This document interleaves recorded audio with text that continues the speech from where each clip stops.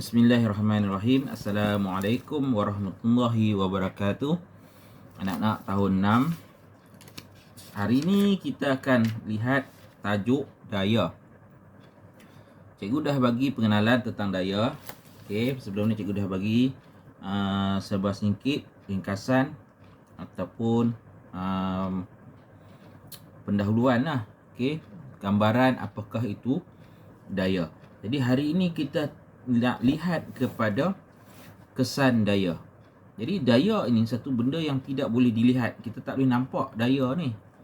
Kita tak boleh tengok daya ni benda apa. Kita tak boleh nak tunjukkan okey itu daya, bentuk dia macam ni. Okey, daya bukan begitu. Daya satu yang tak boleh dinampak, tetapi kesan daya kita boleh tengok. Kita boleh tengok daya tu ada apabila kita melihat kepada kesan-kesan daya. Okey. Jadi sesuatu tu itu adalah akibat daripada daya. Maka kita panggil benda tu adalah kesan daya tersebut. Jadi bila kita nampak ada kesan, maka kita tahu adanya daya. Ada yang daya yang bertindak terhadap satu perkara itu. Okey. Jadi itu yang dikatakan tadi, daya tidak dapat dilihat, tapi kesan daya dapat sama ada dilihat atau dirasai. Okey. Ada berapa kesan daya? Baik. Jadi kesan daya, kamu kena ingat ada 5 kesan daya yang kamu kena hafal lah. Senang cerita, kena hafal kesan daya. Okey. Apakah daya? Apakah yang boleh dilakukan oleh daya? Okey. Apakah yang memberi kesan? Apakah yang terkesan dengan adanya daya? Okey. Okey, Jadi ada 5 kesan daya yang kamu kena ingat. Okey, 5 kesan daya tersebut ialah yang pertama, daya mengubah bentuk. Okey, kena ingat yang pertama daya mengubah bentuk. Okey, cikgu ceritakan, cikgu nyatakan atau cikgu sebut satu-satu dulu. Okey, yang pertama daya mengubah bentuk, yang kedua daya mengubah arah pergerakan, yang ketiga daya mengubah kelajuan, yang keempat daya memberhentikan objek yang bergerak, dan yang kelima daya menggerakkan objek pegun. Okey, yang pertama cikgu ulang balik. Daya mengubah bentuk. Okey, apabila satu benda tu dia berubah bentuk, dia mesti disebabkan oleh satu daya. Okey, dia tidak akan berubah bentuk tanpa ada sebab. Tanpa ada sebab dia berubah bentuk. Tak boleh kata botol tiba-tiba dia kemik, mesti ada sesuatu daya yang bertindak ke atasnya. Okey, kita ambil botol, kita picit dia, kita tolak dah, maka dia akan berubah bentuk. Jadi itu yang dipanggil sebagai daya mengubah bentuk. Okey. Apa-apa saja kalau katakan tanah liat. Tanah liat kita picit dia. Kita picit tu dah daya tolakan. Okey, kita picit dia, maka tanah liat tu akan berubah bentuk. Plastisin juga akan berubah bentuk. Okey, kalau kita kepak satu kayu dan dia patah, maka dia berubah bentuk disebabkan oleh kita kenakan daya. Yang kedua, daya mengubah arah pergerakan. Okey, arah pergerakan contohnya kita bermain bola. Okey, kita tendang, maka bola tu bergerak dan ada satu daya lain yang tendang bola tu ke arah lain. Maka bola yang bergerak lurus tadi dia bergerak, katakan dia bergerak macam tu. Sekarang bila ada daya lain kat sini, bola tu akan bergerak ke tempat lain. Maka itu dinamakan daya mengubah arah pergerakan satu objek. Okey, katakan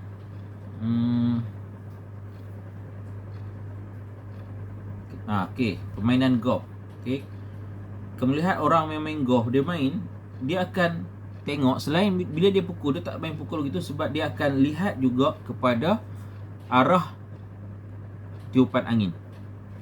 Tiupan angin itu dipanggil, tiupan angin adalah salah satu bentuk daya lah. Daya menolak. Daya yang menolak udara ke hadapan itu, jadi maka dia dikenali sebagai daya. Okey. Dia ada dua, daya tolakan dan daya tarikan. Jadi angin adalah udara yang bergerak. Jadi ada satu daya yang menolak udara tu ke arah satu. Jadi bila orang nak main golf tu, dia akan lihat kepada arah angin. Okay, arah angin dan juga kelajuan angin. Maksudnya arah daya tu bertindak dan juga kekuatan daya tu. Okey, jadi bila dia buat pukulan, dia akan kira sama. Okey, katakan dia nak buat pukulan dari satu tempat ni A, Dia nak buat ke arah B. Okey, ni lubang lah. Okey. Kalau dia pukul saja tanpa ada angin, maka tidak ada gangguan lah. Maka dia boleh terus masuk ke situ lah. Tetapi dia kena tengok juga. Kalau angin datang dari belah sana, maka dia kena ke arah sana, supaya nanti bila angin tolak, dia akan masuk ke situ. Okey, lebih kuat daya itu, lebih jauh dia kena dia kena buat nencongan dia lah. Kalau angin tu datang dari belah sini, maka dia kena pukul ke arah belah sini supaya masuk ke sini. Nampak? Jadi dia kena ambil kira juga arah pergerakan daya dan juga kekuatan daya yang ada lah, supaya kerana dia tahu bahawa daya ni akan mengubah arah pergerakan satu objek. Okey, dalam contoh buku kamu dia menunjukkan main badminton. Jadi bila pukul tu, maka daya dikenakan. Jadi bulu tangkis tu bergerak ke hadapan. Apabila lawan kamu pukul balik, maka dia berubah daripada arah pergerakan ke gelanggang A ke gelanggang B, dia patah balik ke gelanggang B, patah balik ke gelanggang A. Sebab pihak lawan mengenakan daya terhadap bulu tangkis. Jadi dia berbalas-balas dalam pukulan. Jadi pemain ni bagi buat pukulan, maka dia akan kenakan daya pergerakan bulu tangkis berubah. Yang sana pula bagi lagi buat pukulan, maka ada daya dia mengubah arah bulu tangkis ke sebelah sini pula. Okey, itu namanya pergerakan daya mengubah arah pergerakan. Yang ketiga, daya mengubah kelajuan. Okey, daya mengubah kelajuan. Dia ada sama ada dia menambahkan kelajuan atau dia mengurangkan kelajuan. Sekiranya daya tu bergerak dari arah yang sama. Okey, katakan kamu sedang naik basikal menuju ke sebelah sinilah, tanda biru ni. Katakan ada kawan kamu dari belakang tolak. Okey, dia tolak, maka kelajuan basikal kamu akan bertambah. Ini sekiranya daya bergerak dalam arah yang sama. Okey, dalam arah sama, maka kelajuan akan bertambah. Sekiranya kamu naik basikal, tiba-tiba ada tiupan angin dari hadapan.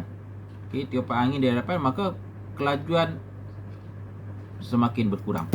Okey, kelajuan semakin berkurang. Dia tetap juga mengubah kelajuan, tetapi kelajuan ni sekarang sudah berkurang. Okey, jadi kalau daripada arah belakang, dia akan jadi kelajuan bertambah. Kalau dari arah bertentangan, dia akan mengubah kelajuan menjadikan lebih perlahan. Okey.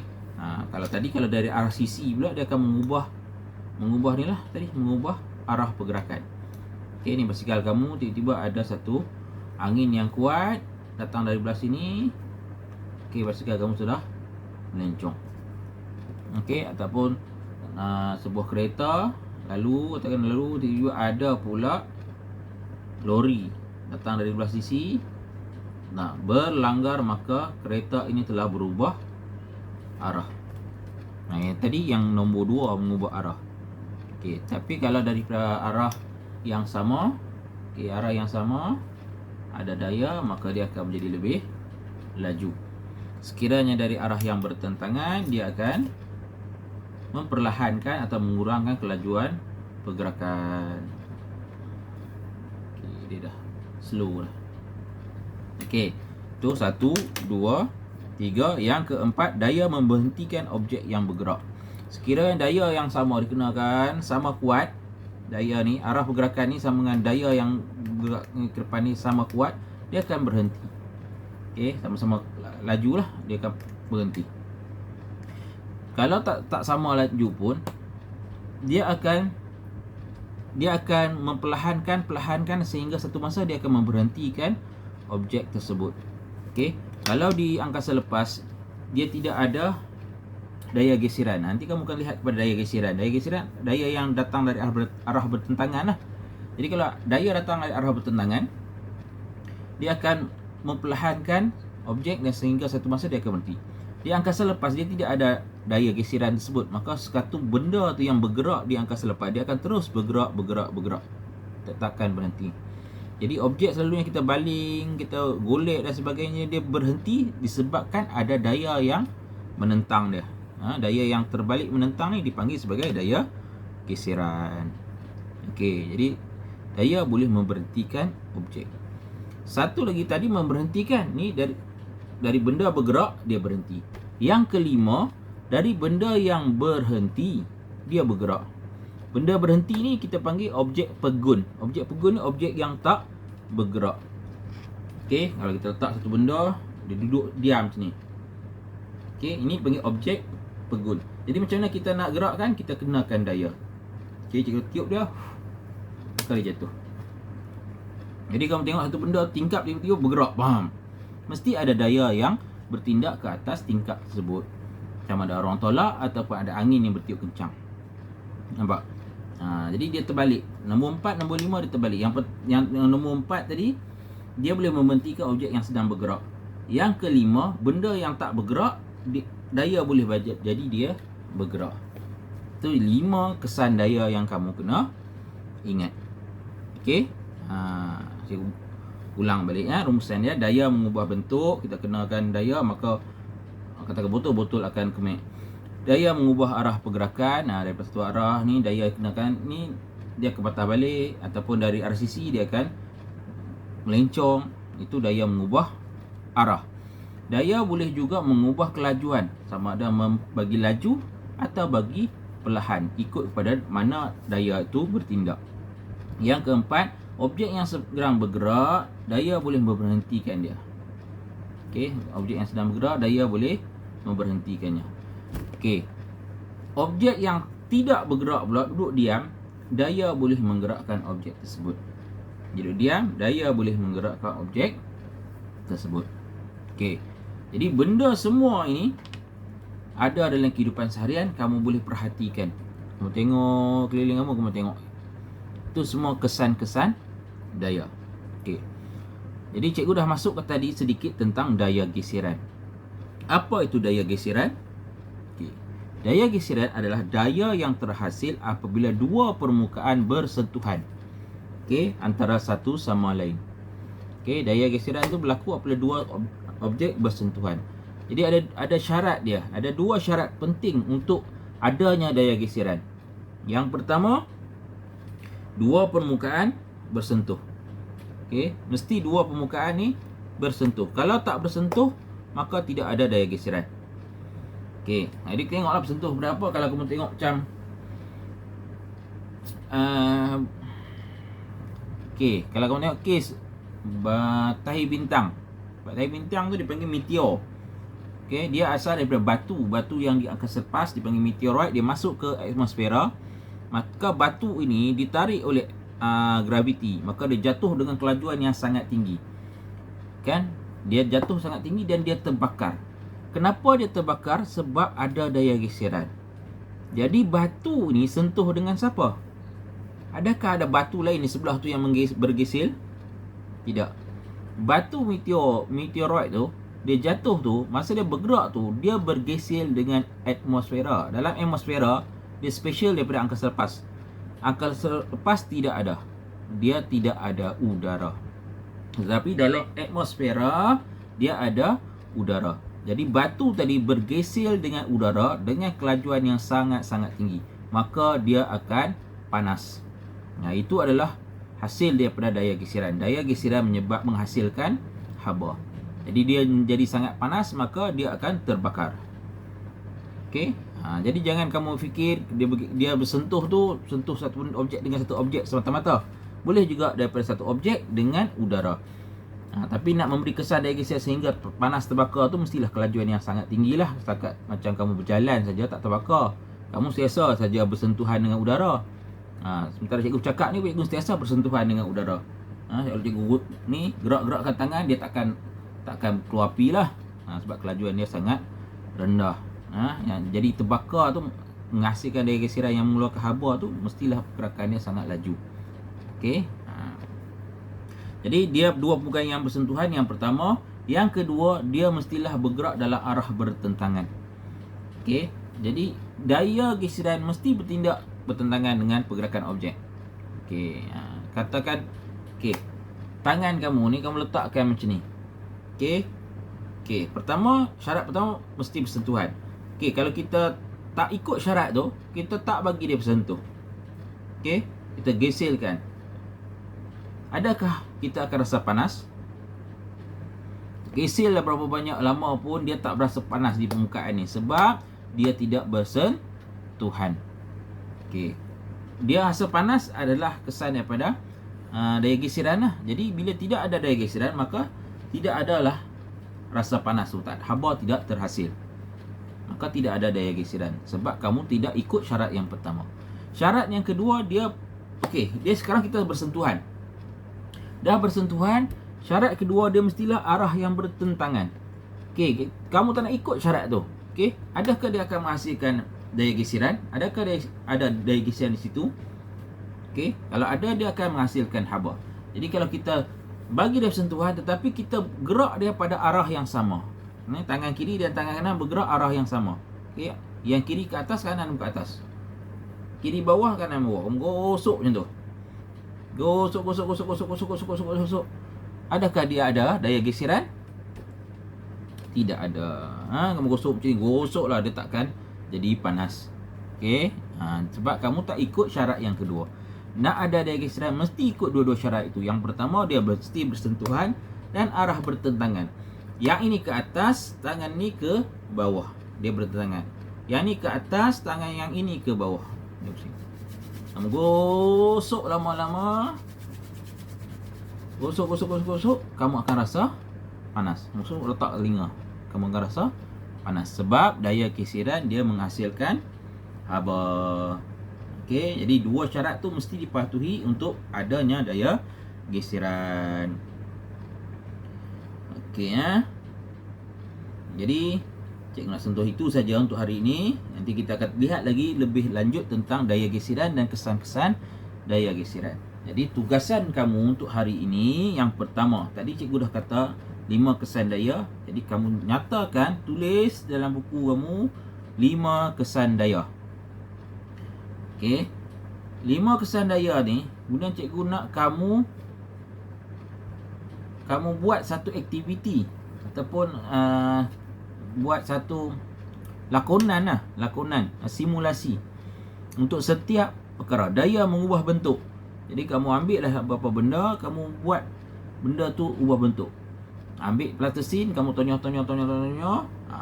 Sambil tonyoh tu, okey, ini adalah kesan daya yang pertama, daya mengubah bentuk. Contoh. Okey, kalau tak boleh nak ambil video, kamu ambil gambar. Ambil botol plastik, kamu pulas dia. Daya mengubah bentuk. Okey, ambil bantal, tepuk bantal. Daya mengubah bentuk. Ada macam-macam situasi. Daya mengubah arah pergerakan. Okey, kamu main bola dengan adik kamu, main badminton. Dia bola ataupun bola pingpong sedang bergerak, kamu tiup dah. Bola tu sedang bergerak lurus, kamu tiup. Dia akan mengubah arah pergerakan. Jadi rakamkan. Kalau tak mampu nak buat video, kamu ambil gambar. Ketiga, daya mengubah kelajuan. Kamu buatlah daya mengubah kelajuan. Macam mana? Okey. Golekkan bola, lepas tu kamu tiup belakang dia. Boleh. Okey, kawan kamu. Adik kamu tengah berjalan kat hadapan, kamu tolak pelan-pelan, jangan tolak kuat-kuat, jatuh sembam adik kamu lagi. Tengah jalan, okey, kamu tolak dia, maka adik kamu akan bergerak dengan lebih laju. Kemudian daya membentikan objek yang sedang bergerak. Okey, adik kamu sedang berjalan, kamu tahan dia kat depan, maka adik kamu tak boleh bergerak. Rakamkan. Rakam 30 saat pun jadilah. Daya menggerakkan objek pegun. Okey. Okey, kamu ambil satu benda lah, kayu, kamu letak dia berdiri, kamu tolak dia, kayu tu terbalik. Faham? Daya menggerakkan objek pegun. Ada 5 situasi yang kamu perlu lakonkan. Okey, yang ketiga, dah tulis kesan daya, dah lakonkan. Yang ketiga, kamu tulis apakah maksud daya geseran. Cikgu dah sebut tadi daya geseran tadi. Kamu ulang balik, ingat. Ulang balik dan tulis balik. Daya geseran ialah apa dia? Daya yang terhasil apabila bla bla bla bla bla. Okey, yang keempat, tuliskan 2 syarat untuk 2 syarat daya geseran. Dua syarat untuk adanya daya geseran. Yang pertama apa dia? Yang kedua apa dia? Okey. Dan yang terakhir, kamu bagi 5 contoh daya geseran dalam aktiviti harian. Okey, yang mana yang melibatkan ada daya geseran kamu tulis. Contohnya okey, tapak kasut kesat. Tu daya geseran. Okey, pulas tombol pintu. Tu ada daya geseran. Kalau tak ada daya geseran kamu tak boleh pulas tu, licin. Kalau tak ada daya geseran pada kasut, kamu berjalan pun terbalik, tergelincir. Okey, fikir lagi apa lagi? Dapatkan 5 contoh daya geseran yang ada dalam aktiviti harian kamu. Jadi itu saja dari cikgu. Sekian, terima kasih.